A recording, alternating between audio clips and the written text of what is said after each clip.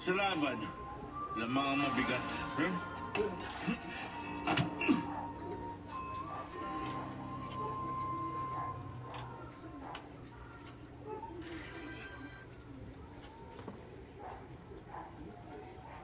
Saan ba kayo nanggaling? Sinabihan ko na kayo, may punishment kayo na kailangan yung harapin. Hindi ko alam kung bakit hindi na tumawag si Yihon sa Disciplinary Committee for School Violence. Pero may kasalanan kayo, binuli niyo siya. Kaya naman, hindi ko mapapalampas yun. Siguruhin yung malinis dito bago kayo umuwi. Dahil kung hindi, ipapasuspend ko kayo. Tandaan niyo yan. Malapit na ang school meeting.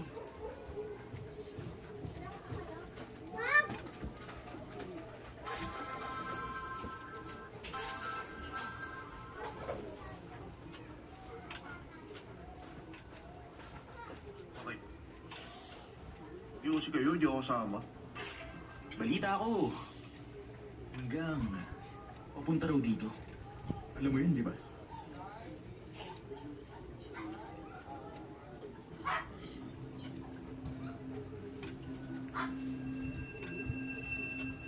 Bakit dito? Sa tingin mo, bakit? Naluhod ka, hindi natapos ang trabaho kaya kailangan bumalik. Ano mong gawain nila yun? Ayoko na sumama sa kanila. Wala na akong pakialam. Tingin ko hindi ganun kasimple yun para sa kanila. Sabi nila sa amin, daling ka sa Shane Hotel. Which I mean, ano bang ginawa mo? Bakit parang pinag-iinitan ka nila?